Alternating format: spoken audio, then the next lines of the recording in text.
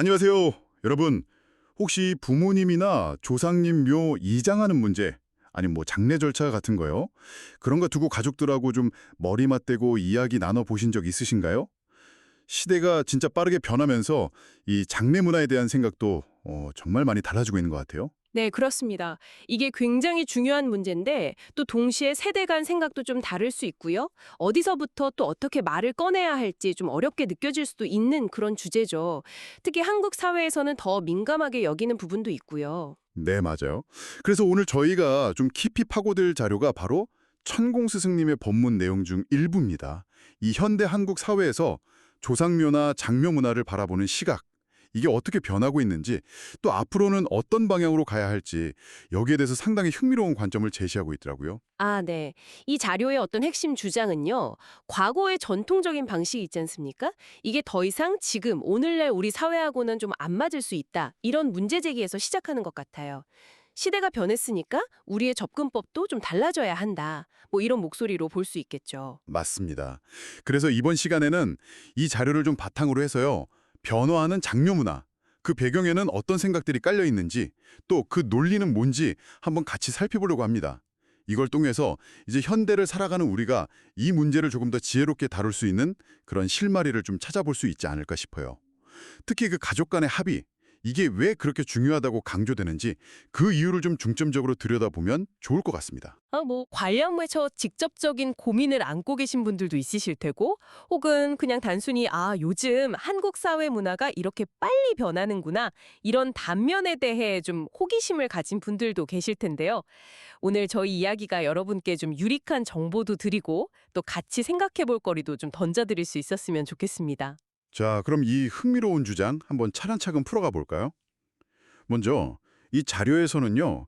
우리가 현재 좀 익숙하게 따르고 있는 장묘 문화나 제사 방식, 이거 뿌리가 생각보다 꽤 오래된 과거, 특히 조선시대 사대부들 지식에 기반하고 있다고 지적을 해요.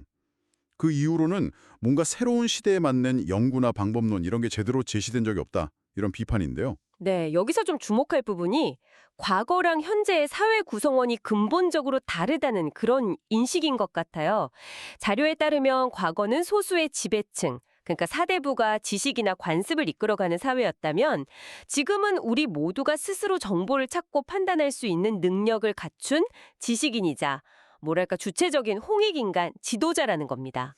그러니까 사회 구성원 개개인의 역량이라든지 그 의식 수준 자체가 과거하고는 완전히 달라졌다 이런 거군요. 그래서 소수의 사대부가 정립했던 과거의 기준, 뭐 법도 이런 걸 지금의 모든 지식인 사회에 그대로 적용하는 건 좀 무리가 있다 이런 말씀이시죠? 바로 그 지점입니다. 시대적 상황도 다르고 또 사회를 구성하는 사람들의 생각이나 능력도 달라졌기 때문에 과거의 관습을 무조건 따라야 할 이유는 없다는 거죠. 오히려 현재 우리의 상황과 필요에 맞는 새로운 접근법을 좀 모색해야 한다 이런 시각입니다. 그렇다면 이 자료에서는 앞으로 묘지 관리를 어떻게 해야 한다고 제안을 하나요? 들어보니까 상당히 좀 혁신적인, 어쩌면 약간 파격적이라고 할 수도 있는 그런 주장을 하는 것 같은데요. 모든 것을 자연으로 되돌려 보내는 걸 큰 원칙으로 삼아야 한다. 뭐 이런 이야기죠. 네, 맞습니다. 자연으로의 회귀, 이걸 대원칙으로 제시하면서 구체적으로는 한 3단계 접근법을 이야기합니다. 뭐랄까, 일종의 분류 체계라고 볼 수 있겠네요. 3단계 접근법이요? 오, 흥미롭네요. 첫 번째 단계는 어떤 경우인가요? 첫 번째, 이제 1급으로 분류하는 경우는요, 역사적으로나 문화적으로 대단히 중요한 가치를 지닌 그런 묘입니다. 이런 경우는 우리가 조상을 어떻게 모셨는지 그 시대의 문화를 보여주는 귀중한 문화유산으로 보고 보존해야 한다, 이런 입장이에요. 자료 표현을 그대로 빌리자면 문화로 해가지고 살려둬야 하는 경우죠. 마치 중요한 문화재처럼요. 후세에 남겨서 어떤 교훈이나 역사를 전달할 가치가 있는 그런 특별한 경우를 말씀하시는 거군요. 그럼 두 번째 단계, 2급, 이건 어떤 의미인가요? 2급은요, 문화유산으로 지정될 정도의 가치는 아니지만 굳이 후손들이 막 애써서 없애려고 하지 않아도 자연스럽게 그 흔적이 어느 정도 남을 수 있는 경우를 말합니다. 그러니까 인위적으로 적극 보존할 필요까지는 없지만 그렇다고 완전히 소멸되지 않고 최소한의 자취는 남을 수 있다는 가능성을 열어두는 약간 좀 중간적인 상태라고 할 수 있겠습니다. 그럼 마지막 세 번째 단계는 뭔가요? 아마 이게 대부분의 경우에 해당될 것 같은데요. 네, 아마 그럴 겁니다. 대부분의 경우가 여기에 해당될 거라고 보는데요. 바로 이 경우는 모두 자연으로 돌아가는 매장 문화를 지향해야 한다고 아주 강력하게 주장합니다. 그런데 여기서 말하는 매장이 우리가 흔히 생각하는 봉분 있는 무덤 이런 방식이 아니에요. 반드시 화장을 한 후에 그 유골을 자연에 묻는 방식, 즉 자연장을 의미합니다. 이게 가장 보편적이고 기본적인 미래 장명 문화의 방향이 되어야 한다 이런 거죠. 화장을 해서 자연에 묻는다. 좀 더 구체적인 방법 같은 것도 제시되어 있나요?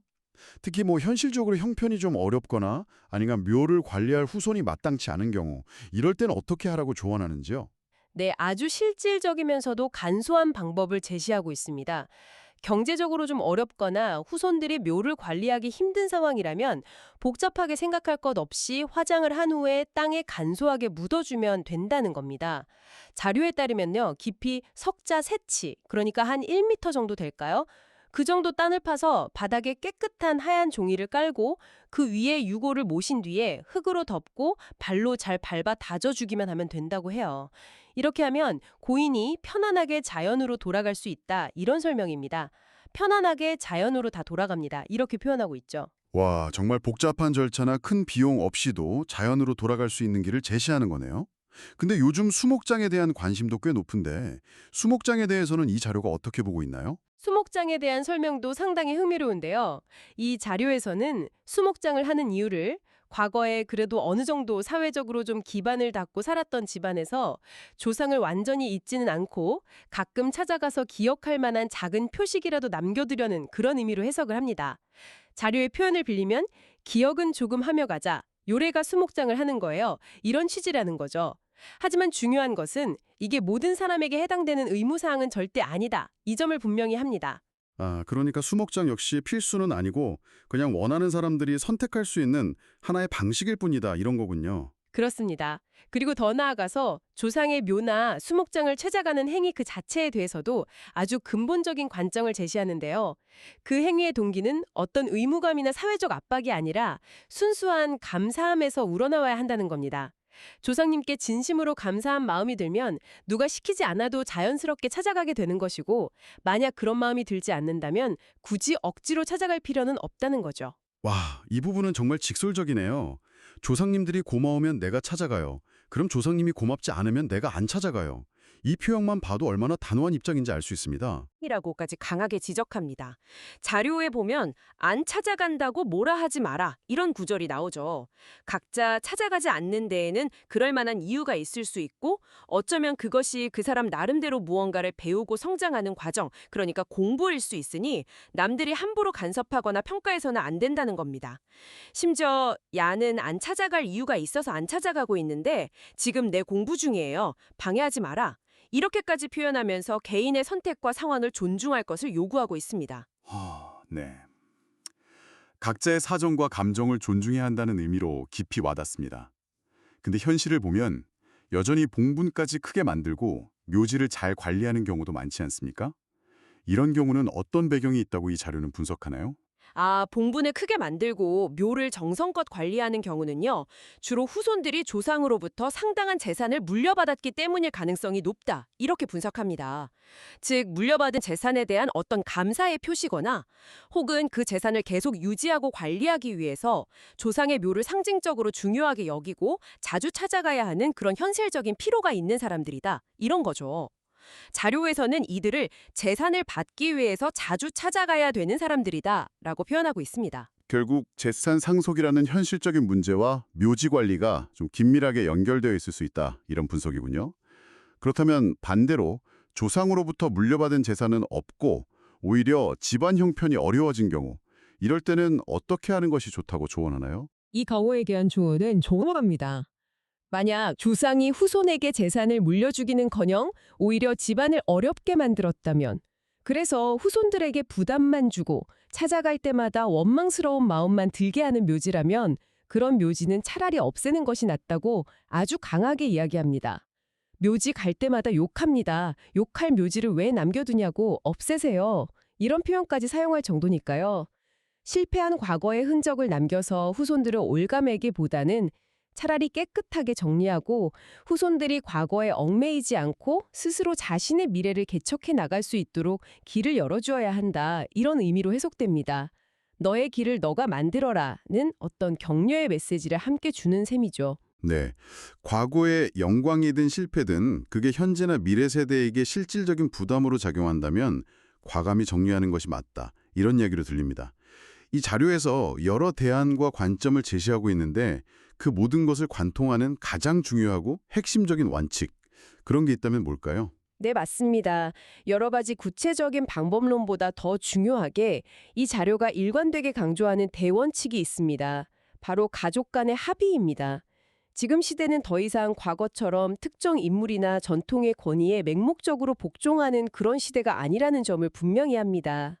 우리 모두가 스스로 생각하고 판단할 능력을 갖춘 주체적인 지식인이기 때문에 묘지 문제든 제사 문제든 그 어떤 문제든 간에요. 관련된 가족 구성원들이 함께 모여서 충분히 서로의 의견을 나누고 토론해서 합의점을 찾아 결정하는 과정, 그 자체가 가장 중요하다는 것입니다. 가족들이 의논을 해가지고 여기서 합의 보는 행위만 하면 됩니다. 라고 단언합니다. 가족 간의 합의가 그 어떤 외부의 관이나 오래된 전통보다도 우선한다. 와, 상당히 파격적으로 들릴 수도 있겠습니다. 그렇습니다. 이 자료는 심지어 이 가족 간의 합의를 현 시대의 자연의 법칙이라고까지 표현합니다.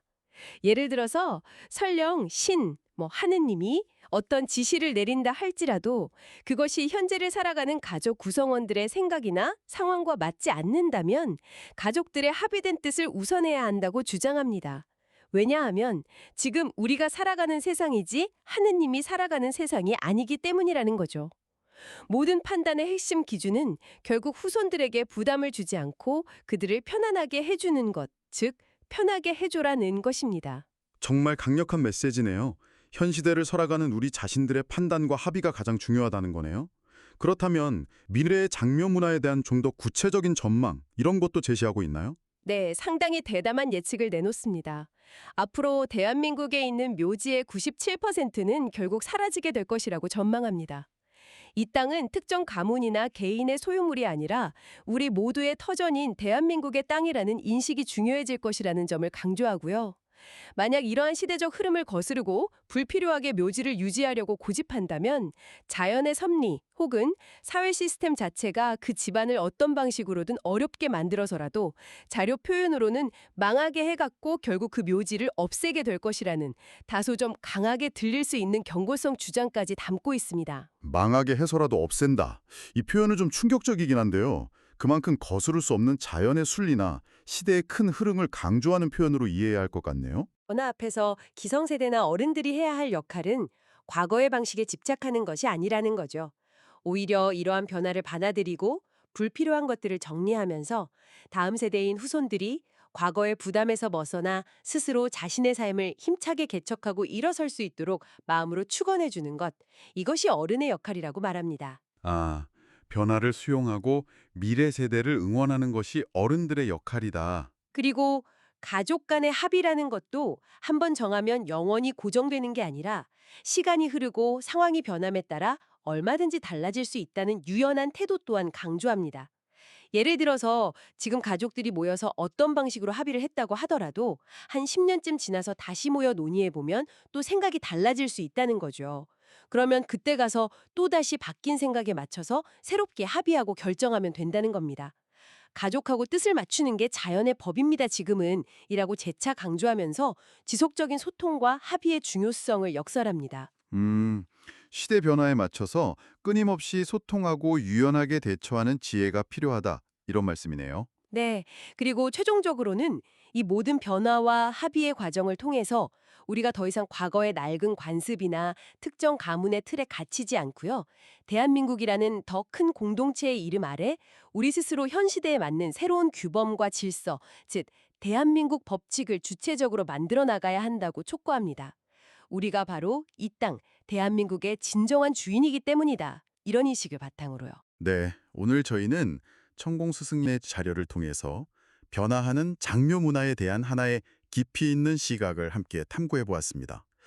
과거의 전통적인 방식에서 벗어나서 자연으로 돌아가려는 큰 흐름, 또 의무나 형식이 아닌 진정한 감사함에 기반한 조상과의 관계 설정, 그리고 그 무엇보다 현재를 살아가는 우리, 특히 가족 구성원들 간의 진솔한 소통과 합의의 가치가 중요하다는 점을 다시 한번 생각해 볼 수 있었던 것 같습니다. 네, 시대가 변하면 우리의 인식과 문화도 함께 변하는 것은 어쩌면 당연한 이치일 겁니다.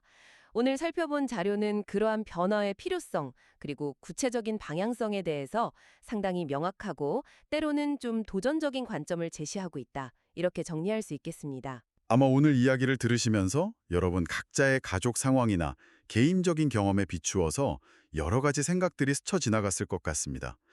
비단 이 조상묘 문제뿐만이 아니더라도요. 이렇게 빠르게 변화하는 시대 속에서 우리가 오랫동안 당연하게 여겨왔던 다른 많은 전통이나 관습들, 이런 것에 대해서도 한 번쯤 다시 고민해보고 그 의미를 되짚어보는 계기가 되셨기를 바랍니다. 네, 특히 가족이라는 가장 가까운 공동체 안에서 좀 열린 마음으로 소통하고 합의를 이루어가는 과정 자체가 미래 세대에게 부담을 주지 않으면서도 우리 삶의 의미를 찾아가는 중요한 열쇠가 될 수 있지 않을까, 그런 생각도 드네요. 마지막으로 이 자료가 던지는 질문을 여러분께도 한번 드려보고 싶습니다.